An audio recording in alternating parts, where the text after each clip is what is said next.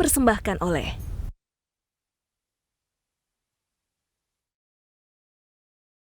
Pemirsa, saya Ratia Aulia kembali menjumpai Anda di program BUMN Menjawab. Tema kita kali ini transformasi perusahaan umum pengangkutan penumpang Jakarta atau Perum PPD dalam menjaga kepercayaan publik. Acara ini berlangsung dengan menerapkan protokol kesehatan penanganan COVID-19 dan program ini merupakan kerjasama JPM TV dan BUMN Track. Telah hadir narasumber kami di studio, Bapak Pande Putuyasa selaku Direktur Utama Perusahaan Umum Pengangkutan Penumpang Jakarta atau Perum PPD. Halo Pak Pande, apa kabarnya? Alhamdulillah, kabar baik. Kabar baik, terima kasih sudah bergabung bersama kami. Nanti kita akan bahas terkait dengan sepak terjang dari Perum PPD ini ya Pak ya. Baik Mbak. Oke, dan telah hadir juga secara virtual para pemimpin redaksi TV Jaringan JPM. Dan saya ingin menyapa teman-teman dari Jawpos Jaringan Media Nusantara. Terima kasih sudah menyaksikan BUMN Menjawab. Pemirsa, Perusahaan Umum Pengangkutan Penumpang Jakarta atau Perum PPD sudah dikenal sejak tahun 1920. Perum PPD merupakan salah satu badan usaha milik negara yang bergerak di bidang transportasi umum dengan armada dan jangkauan luas. Berbagai transformasi sudah dilakukan serta berbagai torehan positif untuk negeri juga tercatat sepanjang perjalanan. Sebelum berbincang, kita simak satu paket informasi tentang transformasi Perum PPD menjaga kepercayaan publik berikut ini.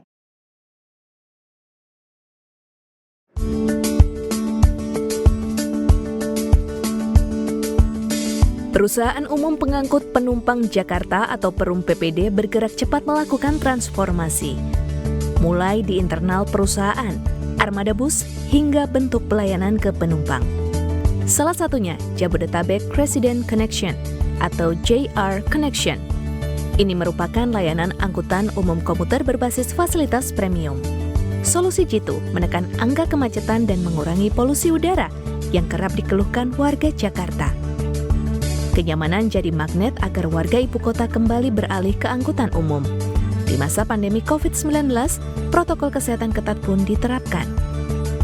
Transformasi ini juga dilakukan secara internal, terutama soal pengembangan sumber daya manusia. Tugas yang tanggung jawab yang kita berikan kepada anak-anak milenial ini sekarang, apakah tugas tanggung jawab ini kita berikan kepada anak-anak milenial ini bisa dijalankan dengan baik, dengan struktur, atau dengan bagaimana? Itu yang akan kita lihat. Memang kita punya waktu dalam hal menilai atau mengkaji daripada kemampuan anak-anak milenial ini. Terus terang kesempatan terhadap milenial sudah mulai kita gulirkan sekarang. Tentunya dalam hal ini juga kita sudah mulai melakukan restruct organisasi. Tentunya nanti di dalam restruct organisasi ini akan kita tempatkan anak-anak milenial yang punya kemampuan gitu. Menteri BUMN menekankan pentingnya keberadaan PPD sebagai angkutan pelayanan publik.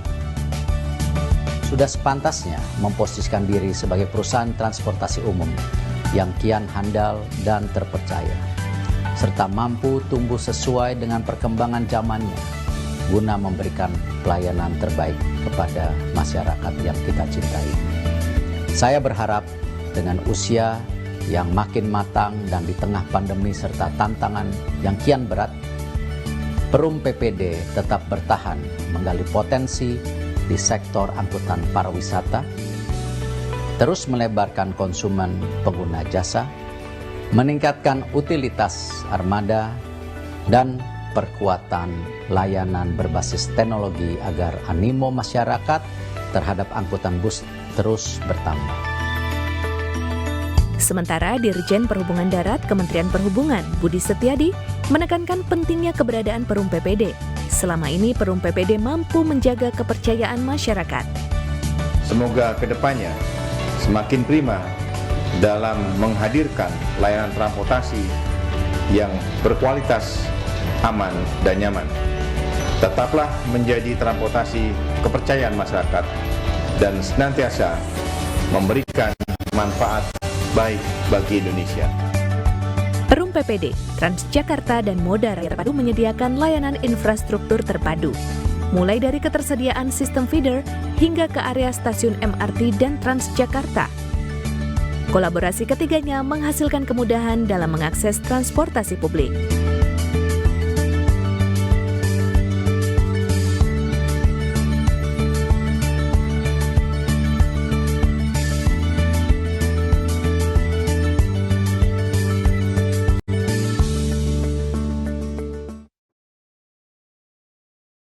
Setelah melihat paket informasi terkait transformasi Perum PPD menjaga kepercayaan publik, langsung saja kita berbincang dengan Bapak Pande Putuyasa, Direktur Utama Perum PPD. Halo Pak Pande.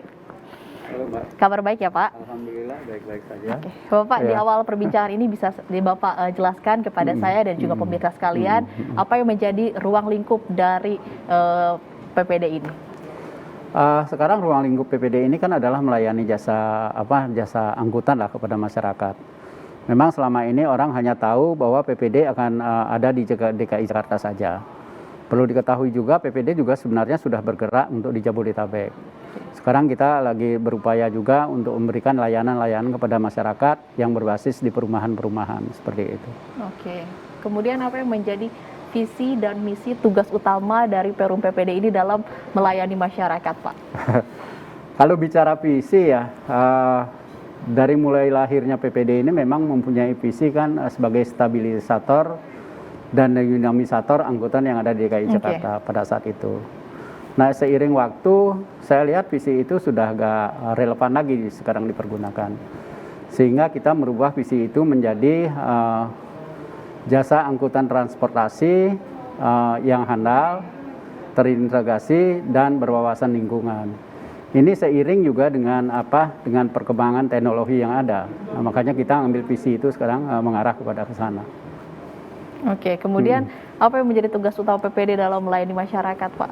Ya, tugas utamanya adalah tetap memberikan layanan yang prima. Ya, mungkin di visi itu udah jelas.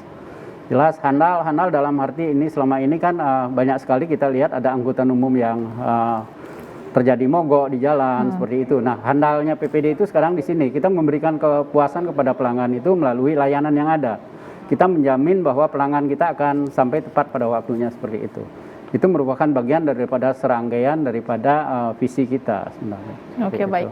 Berdiri sejak 1920 nih, apa saja transformasi yang telah dilakukan oleh Perum PPD dan sepanjang itu Pak perjalanannya? Kita kalau lihat ke belakang ya, kita dulu kan memang menjalankan bus ini dengan jumlah armada yang 345 awalnya itu. Nah, apa aja sih yang dilakukan PPD selama ini? Kita banyak sekali melakukan perubahan-perubahan. Oke. Yang tadinya angkutan kita itu berbasis bayar mempergunakan uang, sekarang sudah tidak lagi mempergunakan uang, berbasis cashless sekarang. Sudah tidak, oke. Terus kedua, kita juga berbasis teknologi juga, sudah kita sesuai arahan Menteri BUMN, kita coba sekarang mengemas angkutan ini basisnya teknologi. Artinya di setiap bus itu kami bisa men-tracking pergerakan daripada bus-bus itu. Kami bisa, terus perilaku daripada awak bus kita bisa monitor juga seperti itu. Itu beberapa transformasi di bidang armadanya yang kita lakukan. Transformasi yang kedua, kita melakukan juga terhadap generasi-generasi milenial ini. Perlu diketahui juga sekarang karyawan PPD ini hampir 90%-nya itu milenial. Jadi mereka punya kesempatan yang sangat terbuka sekali untuk mengembangkan daripada angkutan-angkutan yang ada di DKI Jakarta sekarang ini. Oke, baik. Terima kasih Pak Pande. Nanti kita akan berbincang kembali. Sejak awal didirikannya Perum PPD telah mengalami pasang surut. Perusahaan pelat merah ini berhasil bangkit dengan menjalankan transformasi. Apa saja catatan transformasi yang sudah dilakukan? Tetaplah di BUMN Menjawab.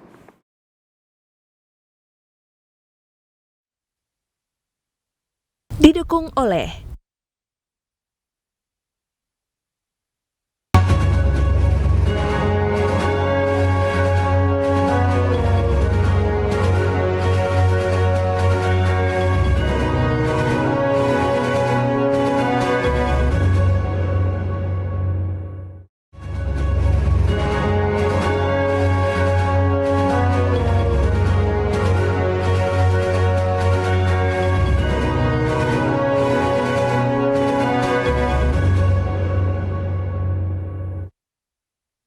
dipersembahkan oleh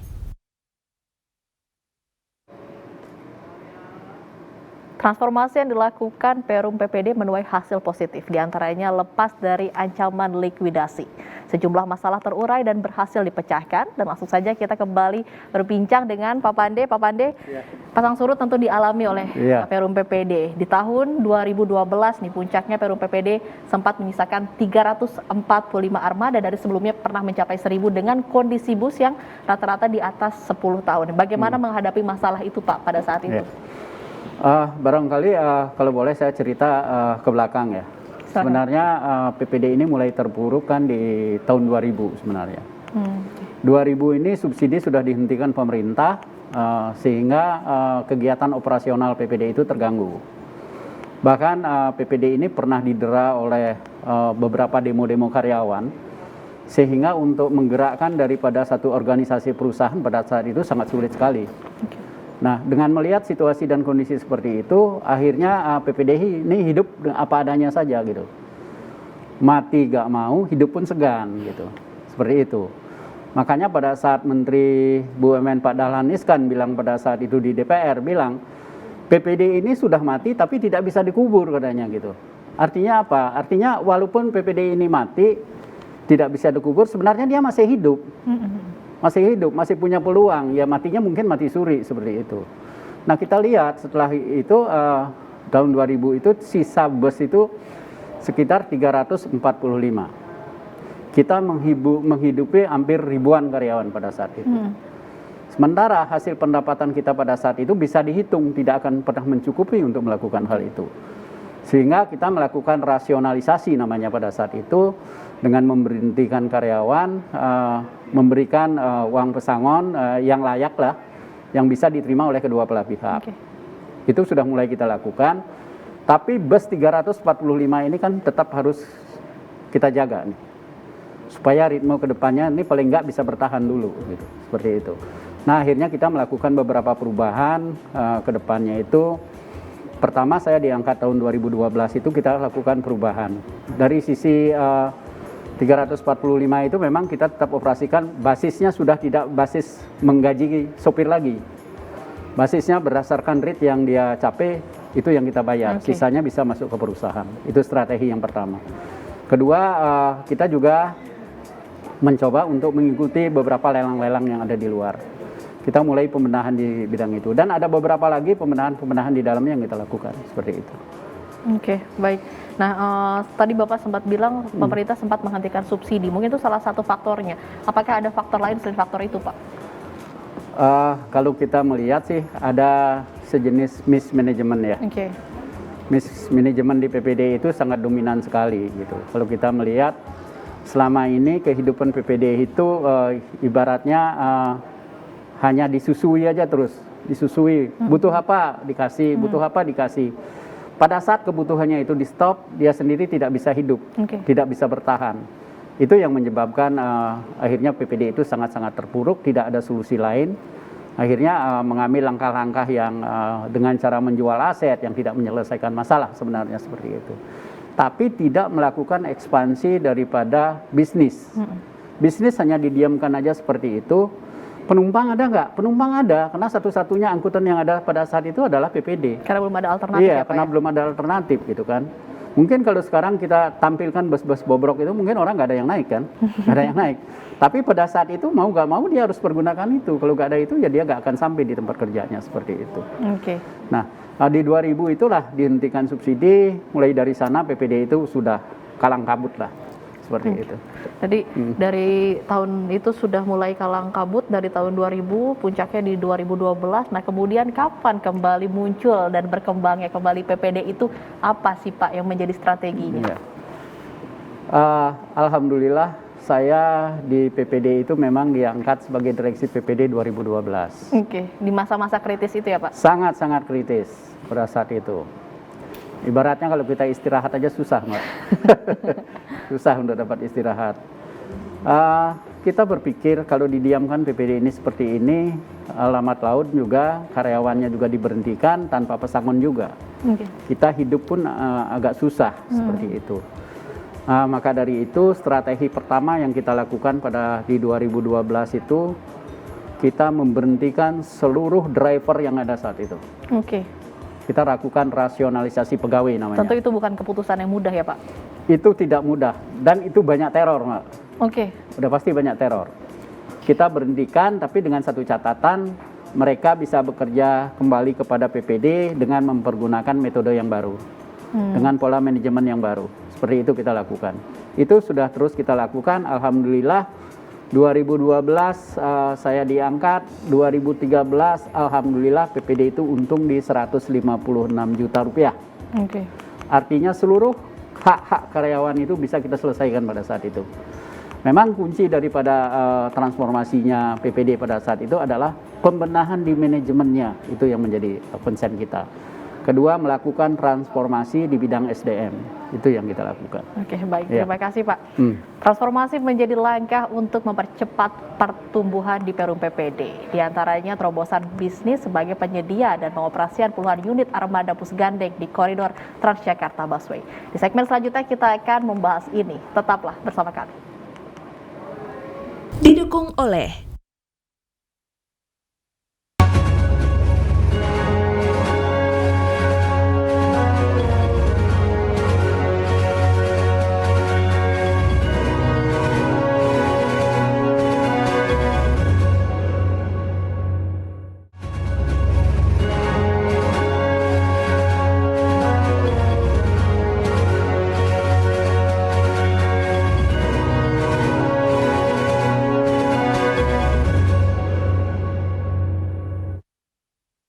dipersembahkan oleh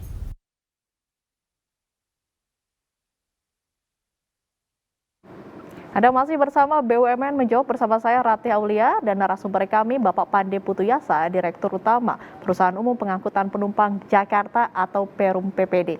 Pak, sebelum kita membahas terkait dengan keterlibatan Perum PPD di armada bus gandeng, mungkin Bapak bisa menceritakan dulu terkait dengan Jabodetabek Resident Connection. Ini mungkin salah satu solusi untuk mengurai kemacetan di Jabodetabek ya Pak?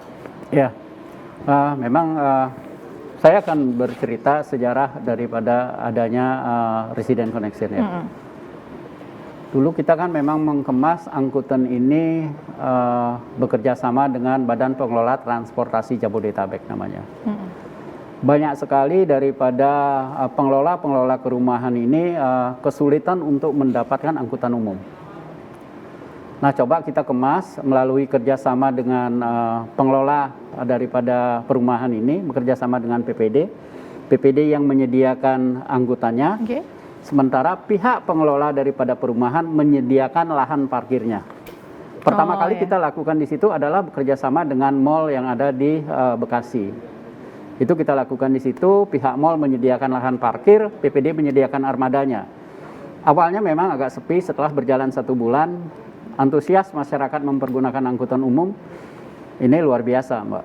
Nah, sehingga ini yang dilirik oleh pengembang-pengembang lain seperti Sumarekon, seperti Lipo, itu sudah semuanya hampir semua kerjasama dengan PPD saat ini. Oke, jadi itu salah satu alternatif solusi untuk mengurai kemacetan di Jabodetabek. Nah, tadi kita akan sekarang langsung saja kita akan berbicara terkait dengan keterlibatan Perum PPD di armada bus gandeng koridor Transjakarta Busway. Bisa diceritakan Pak, itu bagaimana awal mulanya kerjasama terbentuk? Kita akan lihat ke belakang lagi. Pada saat PPD memiliki armada di 345, yang di tahun 2012 itu 2012 itu batasan pemakaian armada itu kan ada di 15 tahun, masih bisa jalan pada saat itu. Mungkin dengan kebijakan yang baru ini di angka 10 tahun. 10 tahun. Sementara angka 15 tahun itu sudah ada pada saat itu terhadap 345. Makanya kita berpikir kalau melakukan investasi sendiri, pendanaan kita nggak ada. Ya. Tapi kalau tidak melakukan investasi, usaha ini akan bangkrut. Seperti itu. Tantangan yang cukup berat. Akhirnya kita mencoba mengikuti lelang pada saat itu. Kebetulan dibuka oleh PT Transportasi Jakarta, ada lelang di koridor 1 tahap 2. Sejumlah 59 bus gandeng. PPD coba mengikuti lelang seperti, alhamdulillah akhirnya PPD memenangkan 59 itu. Itu sebenarnya awal daripada kebangkitan PPD. Yang sebenarnya tadinya karyawannya itu sudah memiliki darah untuk bisa bertahan hidup.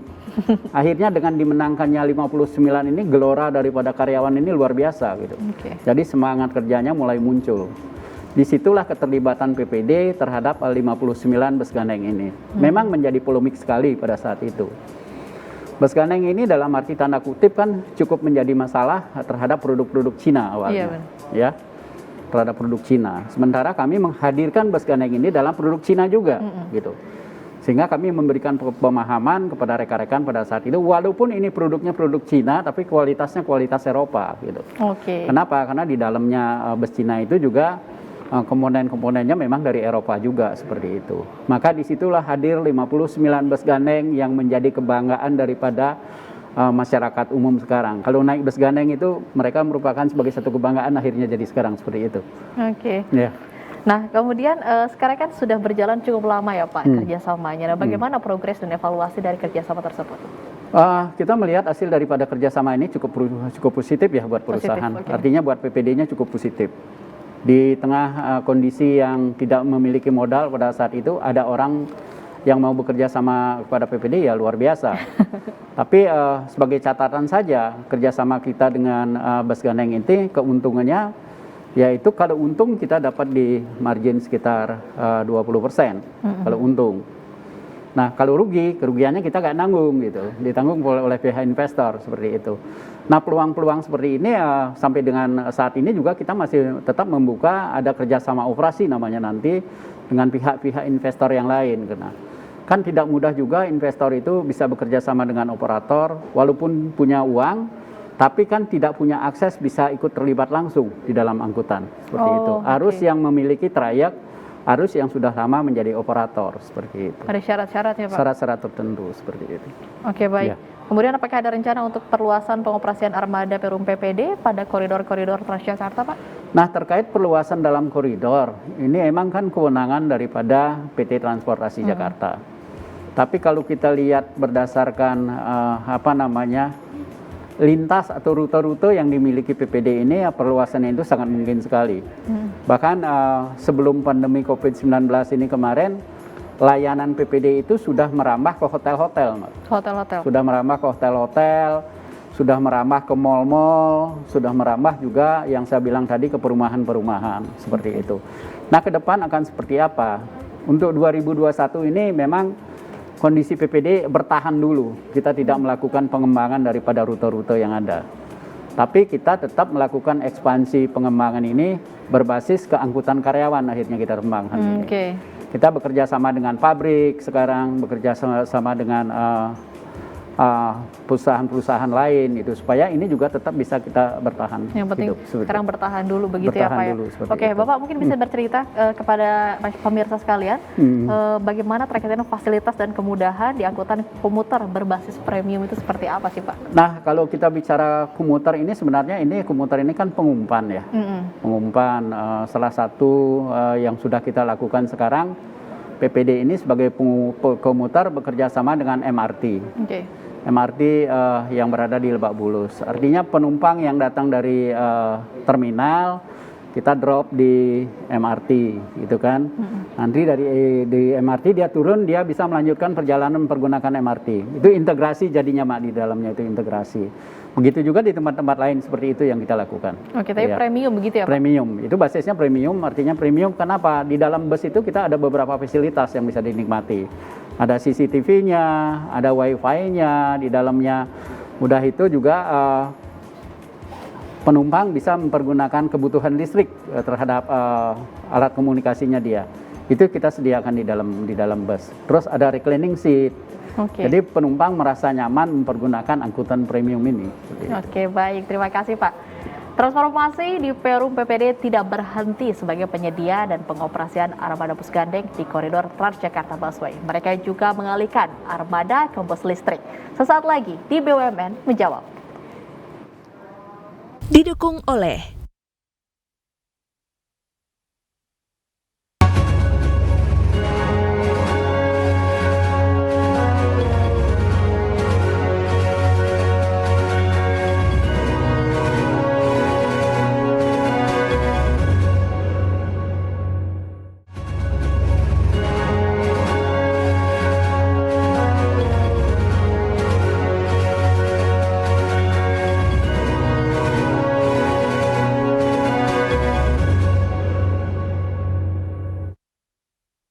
dipersembahkan oleh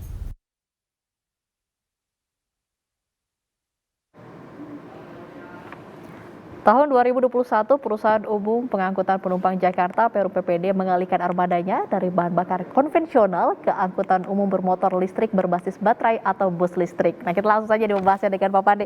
Pak Pande nih, menjadi era baru bus listrik nih, apa pertimbangan Perum PPD mengeluarkan bus listrik ini? Sebenarnya sih ini bukan pertimbangan PPD saja. Kalau kita lihat kan dari sisi regulasi pemerintah mengharuskan nanti ke depannya ini semua kendaraan umum itu kan harus berbasis listrik.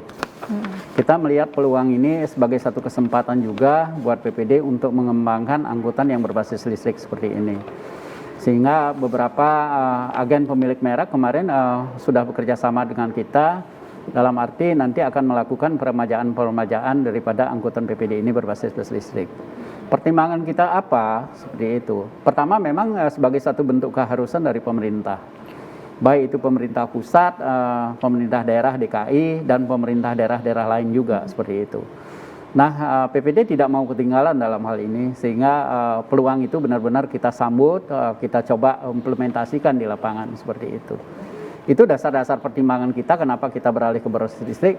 Karena memang di samping itu juga nanti bus listrik ini kan kalau kita lihat memang dari sisi investasi dia agak lebih tinggi. Lebih tinggi. Tapi kalau untuk jangka panjangnya dia akan menjadi lebih murah. Kenapa gitu kan? Harga listrik mungkin akan lebih murah dibandingkan dengan harga solar. Terus polusi udara juga mungkin akan berkurang. Kenyamanan mempergunakan kendaraan listrik ini juga mungkin akan lebih nyaman nanti. Kita akan melihatnya seperti kesana nanti seperti itu. Oke. Apakah Perum PPD sendiri dalam pengadaan bus listrik ini menggandeng mitra atau swasta, Pak, untuk bekerja sama? Kita tetap menggandeng pihak investor untuk melakukan kerjasama dengan PPD ini. Bahkan saat ini sudah terbuka hampir ada 4 investor yang berminat bekerja sama dengan PPD. Ini kita membuat membuka kesempatan ini kepada seluruh investor untuk bisa melakukan kerjasama dengan PPD seperti itu. Karena kalau PPD sendiri melakukan investasi ya biayanya juga cukup tinggi. Bisa dibayangkan satu bus listrik berkisar antara 5 miliar. Kalau kita belikan satu bus konvensional mungkin kita bisa dapat 3 seperti itu kan. Nah seperti itu pertimbangan kita sebenarnya. Uji coba bus listrik pertama dilakukan di Bali ya Pak pada 2019. Mungkin bisa diceritakan sedikit apa alasan memilih Bali? Alasan kita di Bali kenapa tidak di Jakarta gitu. Sebenarnya di Jakarta ini kan sudah ada juga penggerak daripada angkutan bus listrik ini adalah PT Transportasi Jakarta. Kita melihat dari sisi pariwisata pertama. Pariwisata kita lihat Bali ini kan menjadi satu objek pariwisata yang sudah mendunia. Ya. Kita tahu sendiri di Bali sendiri kita lihat tidak ada angkutan umum yang benar-benar nyaman bisa dipergunakan oleh wisatawan ini. Makanya keputusan kita pada saat itu kita melihat kebijakan daripada Pemprov Bali pada saat itu sudah keluar pergub yang menyangkut kebijakan bus listrik. Sudah keluar pergubnya sehingga kami coba menghubungi daripada Dinas Perhubungan Provinsi Bali pada saat itu disambut baik. Sehingga peluang inilah kita pergunakan untuk melakukan uji coba pertama kali di Bali seperti itu. Berbicara tentang Bali, ini telah bergabung juga bersama kami secara virtual Komang Ramantia, Direktur Nirwana TV Bali. Halo Bli Komang, apa kabar? Terima kasih sudah bergabung bersama kami.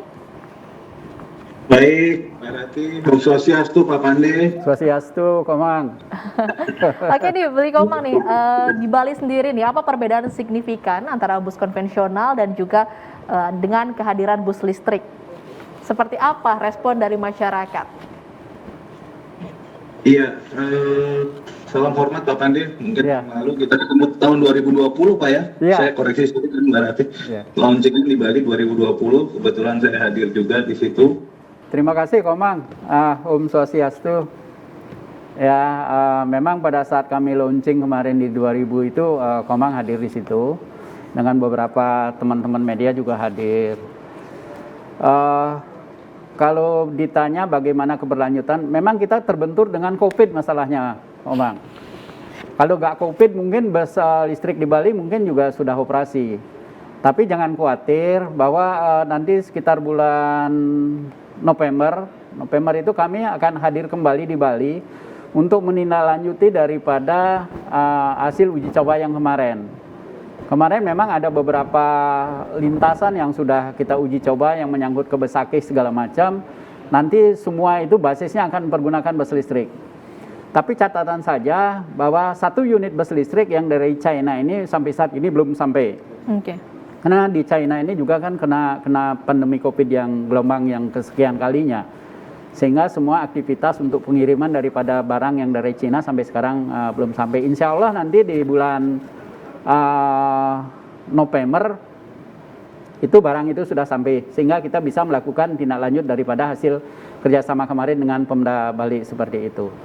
Tambahan yang kedua, kami juga kemarin sudah melakukan kerjasama juga dengan ITDC yang di Nusa Dua. Nah, nanti dari Nusa Dua itu akan ada angkutan bus listrik yang menuju objek-objek wisata yang ada di Bali nanti. Itu yang kedua. Yang ketiga, itu nanti di dalam bandaranya sendiri, di Angkasa Pura I, khususnya di Bali, itu nanti angkutan di dalamnya itu basisnya juga listrik. Kami baru kemarin melakukan rapat dengan Angkasa Pura I. Ya mudah-mudahan nanti kalau ini bisa berlanjut berarti ada 3 poin yang akan menjadi catatan buat Bali seperti itu. Mungkin satu-satunya Bali yang pertama kali bisa melakukan uji coba seperti ini. Tapi bukan berarti daerah lain juga tidak. Mungkin dalam waktu dekat juga Surabaya. Tahun depan Surabaya kelihatannya sudah mulai operasi. Maka dari itu ya kita berharap kepada Menteri BUMN kalau saja anggaran dasarnya Perum PPD ini disetujui untuk dirubah, mungkin kami akan melakukan ekspansi bisnisnya ke seluruh Indonesia yang menyangkut angkutan kota nanti. Okay. Surabaya kami rambah, mungkin Medan kami rambah, Bali termasuk di dalamnya, dan beberapa daerah lain yang sudah berminat untuk melakukan kerjasama dengan PPD seperti itu.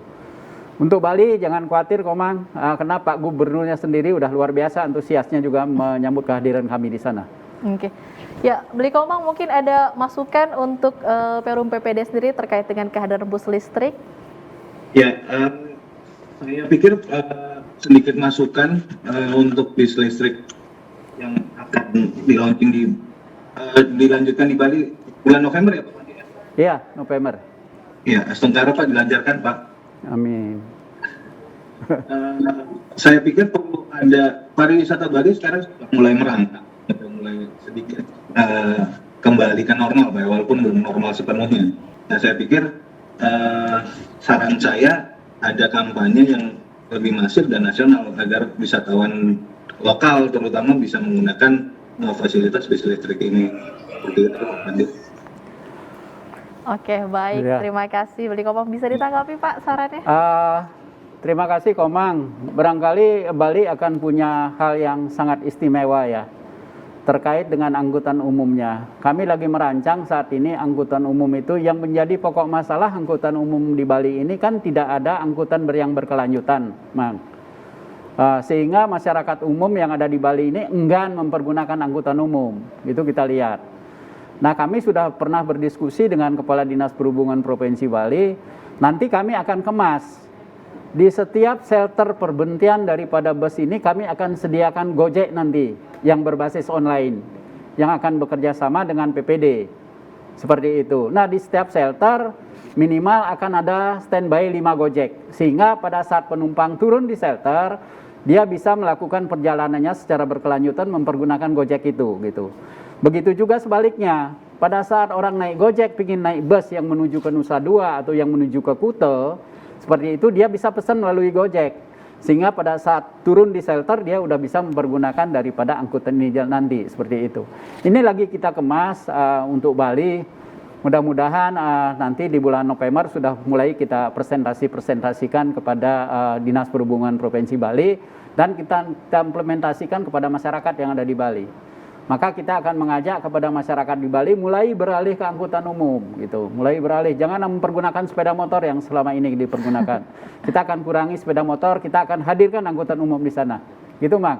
Oke. Baik, terima kasih telah bergabung bersama kami Komang Ramantia, Direktur Nirwana TV Bali. Oke, terima kasih Beli Komang. Pak, berbicara tadi terkait dengan bus listrik yang sudah sempat diuji coba di Bali. Nah, ke depannya nih, rencana Perum PPD terkait dengan bus listrik ini apa saja? Dan sampai dengan saat ini memang keberadaan bus listrik ini ada di mana saja, Pak? Untuk saat ini memang ada beberapa di Jakarta. Ini lagi dilakukan uji coba. Kalau di uji coba ini kan tidak bisa diuji coba operasional aja. Uji coba operasional dilakukan oleh PT Transportasi Jakarta. Sementara kami melakukan uji coba yang berbasis residen.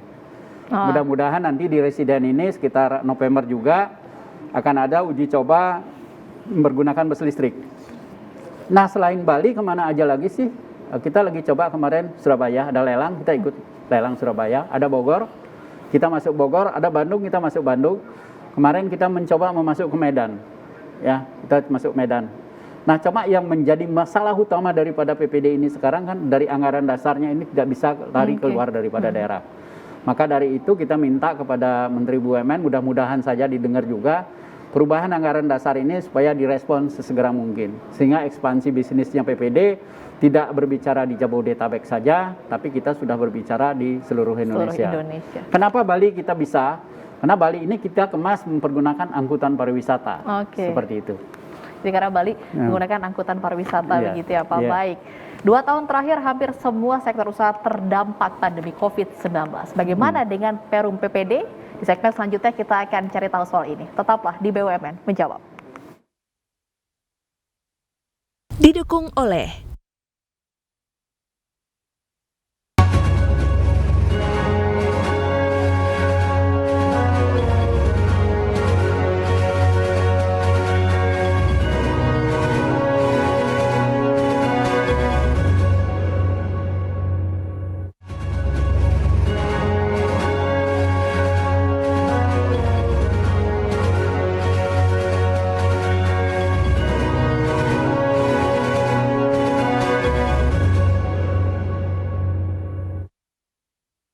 dipersembahkan oleh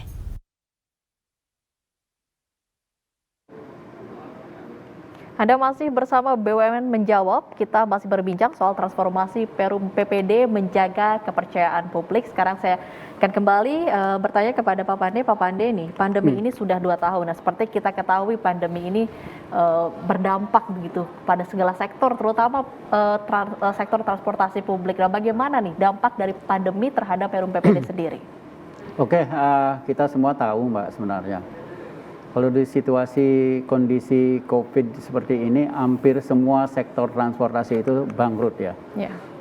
Sangat drastis turunnya. Kita lihat beberapa BUMN plat merah yang bergerak di transportasi bahkan sangat terpuruk sekali. Tapi alhamdulillah PPD sampai dengan saat ini yang kita jaga adalah pertama, PPD tidak melakukan PHK terhadap karyawannya. Itu yang kami jaga benar. Yang kedua, kami juga menjaga supaya hak-hak karyawan ini dalam bentuk gaji dan lain-lain ini bisa tetap terbayarkan setiap bulan. Ya tentu ini pekerjaan yang sangat tidak mudah. Operasional kami sekarang di masa COVID-19 ini sudah memasuki di angka 66%. 66% saat ini, Pak? Saat ini. Dari 100% yang di kondisi normal, sekarang ini baru di angka 66%. Artinya 36% ini masih belum teraih. Nah, tapi semua kewajiban kami kepada karyawan, alhamdulillah masih bisa kami bayarkan dengan baik. Yang paling kami jaga adalah supaya tidak terjadinya PHK aja, itu kami jaga. Oke, yang paling dijaga adalah agar tidak terjadinya PHK. Tentu ini tidak mudah bagi Perum PPD. Apa kebijakan yang dikeluarkan sehingga masih bisa bertahan Pak di situasi pandemi saat ini? Peluang-peluang seperti itu, kebijakan yang kami lakukan pertama adalah melakukan efisiensi di dalam perusahaan sendiri. Ya, itu adalah kunci utama di dalam menyelamatkan perusahaan.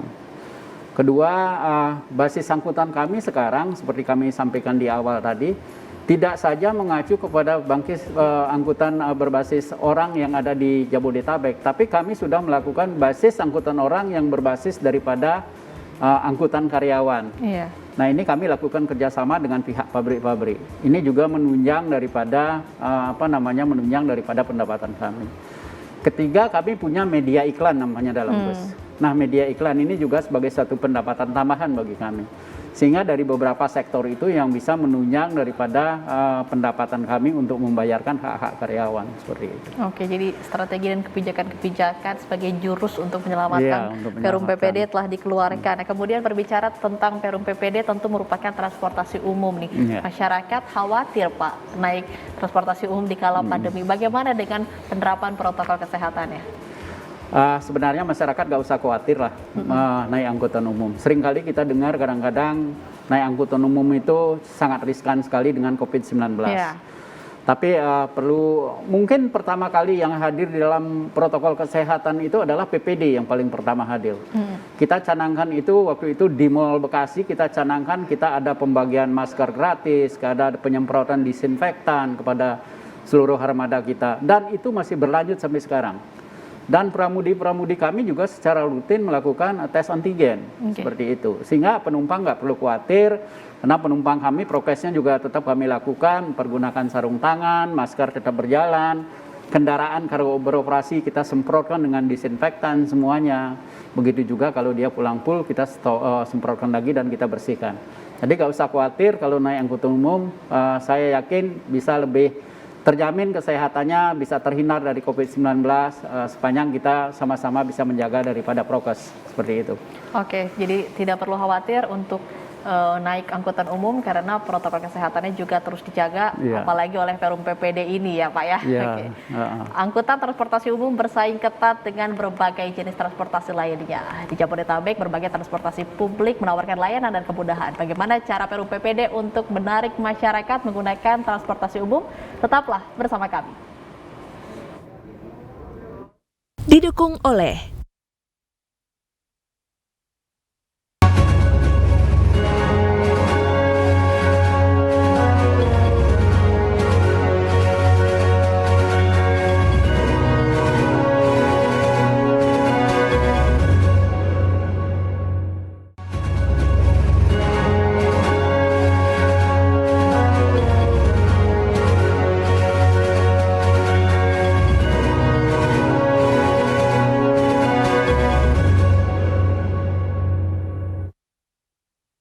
dipersembahkan oleh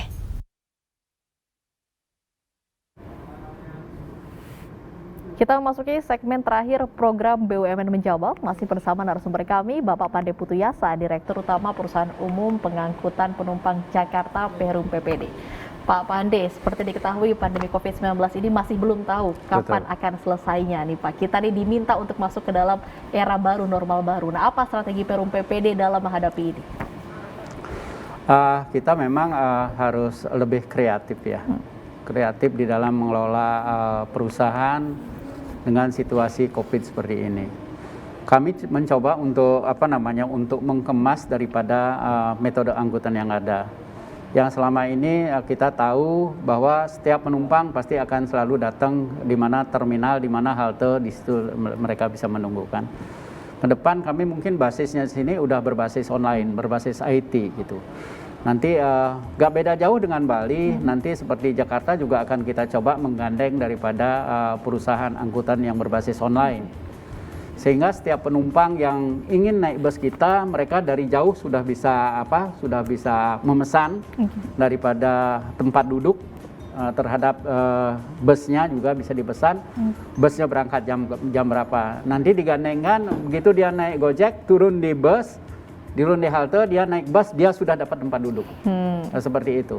Nah, kemudahan-kemudahan seperti ini sebenarnya strategi kami menarik masyarakat untuk lebih mudah bisa mempergunakan angkutan umum ini. Seperti itu. Nah, ini lagi kita jajaki dengan pihak Gojek, kemarin sudah kita beberapa kali melakukan pertemuan. Mudah-mudahan nanti kalau sistem berbasis IT itu juga bisa kita lakukan kerjasama, ini sangat memudahkan bagi penumpang juga. Itu strategi kami yang pertama di dalam kondisi COVID seperti ini. Strategi kami kedua memang di dalam bus itu nanti kan memang ada Wi-Fi.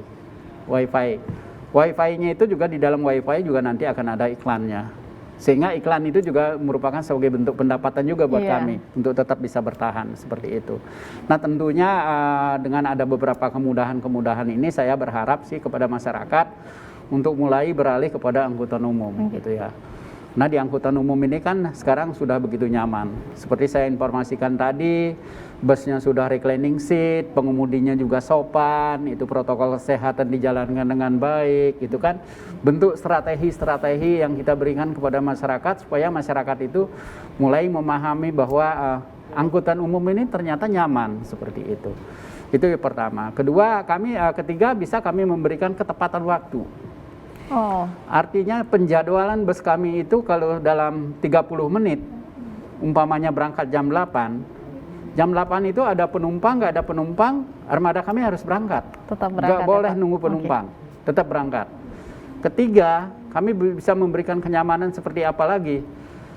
Kalau ada barang yang tertinggal di dalam bus, saya yakin itu bisa kembali kepada penumpang lagi, tidak akan hilang seperti itu. Baik, Ya. itu tadi strategi yang Bapak ungkapkan dalam menghadapi era baru pandemi COVID-19. Kemudian bagaimana nih Pak cara mengajak generasi milenial atau misalnya generasi yang produktif nih untuk beralih dari angkutan pribadi ke angkutan umum?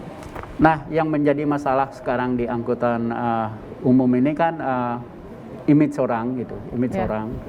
Image milenial ini bahwa angkutan umum ini kumuh, nunggu terlalu lama gitu kan. Dia sering seperti itu. Sementara kita tahu sekarang milenial ini kan pola pikirnya udah berpola pikir berbasis IT dia ke depan kan, berbasis teknologi. Maka itulah strategi kami yang kami sampaikan tadi. Karena dia pola pikirnya adalah pola pikir berbasis teknologi, maka armadanya juga kita siapkan armada yang berbasis teknologi. Mau gak mau, dia suka gak suka ya, dia akan mempergunakan angkutan umum. Berikutnya adalah yang saya sampaikan juga tadi, orang itu enggan naik angkutan umum seperti apa gitu, berdesak-desakan dalam bus. Benar sekali Pak. Ya, tapi saya jamin kalau naik bus PPD gak ada berdesak-desakan dan gak ada penumpang yang berdiri. Semua dijamin duduk. Kalau ada penumpang sampai disuruh berdiri, laporkan saja pada call centernya PPD, pasti ada tindakannya, pasti seperti itu. Jadi yang kami jual di PPD ini adalah kenyamanan. Anak-anak milenial ini kan senang nyaman, dia duduk di dalam bus, dia juga bisa mempergunakan gadgetnya dia, kan seperti itu. Ini juga fasilitas seperti ini udah kami siapkan juga seperti itu. Nah, itu cara kami mengajak milenial ini supaya beralih kepada angkutan umum, tidak lagi mempergunakan kendaraan sendiri-sendiri seperti itu. Kehadiran bus listrik juga kan pas sebagai solusi ya untuk menghindari masalah polusi begitu. Apakah ini sebagai salah satu daya tarik agar menarik generasi milenial yang saat ini juga kan lebih sadar akan masalah lingkungan gitu Pak? Yang menjadi kunci utama daripada kehadiran bus listrik ini kan kita semua tahu kondisi lingkungan udara kita sangat buruk sekali. Apalagi ada yang di Jakarta ini sangat buruk sekali. Kita berharap sih dengan kehadiran bus listrik merupakan sebagai satu jawaban untuk mengurangi polusi udara, itu dulu. Kedua, kepada generasi milenial dengan adanya bus listrik ini kan sesuai dengan harapan mereka. Mereka ingin mendapat angkutan yang lebih nyaman, yang lebih tidak berisik gitu. Angkutan listrik ini tidak berisik dan tidak ada suara gitu. Jadi mereka cukup nyaman bisa di situ seperti itu. Ketiga, mungkin nanti kita akan pikirkan juga dari sisi tarif. Dari sisi tarif ini kan pasti akan lebih mudah dia, lebih murah. Kenapa? Karena daya beli listrik kita kan juga gak semahal kita membeli solar. Tidak semahal kita membeli gas, seperti itu. Ini cukup murah. Mudah-mudahan nanti pihak PLN bisa memberikan tarif angkutan listrik ini per kWh-nya itu kan cukup di angka Rp700, seperti itu. Kelebihannya atau kekurangannya nanti itu kan tanggung jawab dari pemerintah. Karena pada saat ini aja kita mempergunakan solar ini juga disubsidi oleh pemerintah kan seperti itu. Jadi sebagai investasi jangka panjang jangka juga panjangnya ya, seperti Pak? itu. Ya, kita harapkan seperti itu. Saya yakin anak-anak milenial dengan berbasis bus listrik nanti ke depan, saya yakin anak-anak ini akan beralih mempergunakan angkutan. Terakhir Pak, apakah Bapak bisa menyampaikan pesan nih untuk pengguna transportasi umum di kala pandemi ini dan untuk pemirsa sekalian di rumah? Ya, saya menghimbau kepada seluruh masyarakat yang mempergunakan angkutan umum. Pertama, tetap jaga protokol kesehatan, ikuti semua ketentuan dan aturan-aturan yang ada. Itu tujuannya adalah untuk kesehatan kita bersama, gitu ya. Kedua, gak usah merasa khawatir, angkutan umum ini akan terdampak daripada COVID. Insya Allah, pramudi-pramudi kami ini semua sudah melakukan vaksinasi dan rutin melakukan tes antigen juga. Demikian juga untuk kendaraannya juga tetap kita jaga kebersihannya seperti itu. Saya mengimbau kepada masyarakat umum, gak usah khawatir naik angkutan umum, ayo pergunakan angkutan umum sebagai solusi untuk menghindari kemacetan seperti itu. Baik, terima kasih Pak Pandi atas kehadirannya.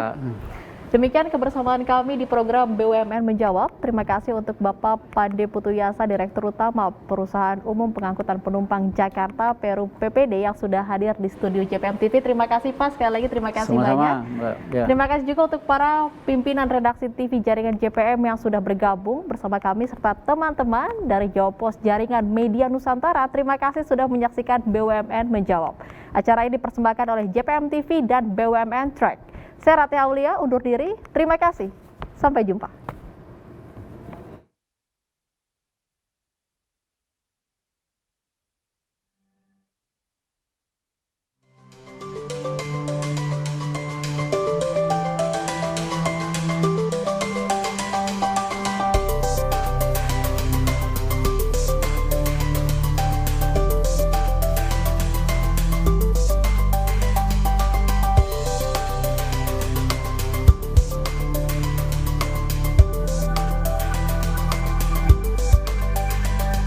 Didukung oleh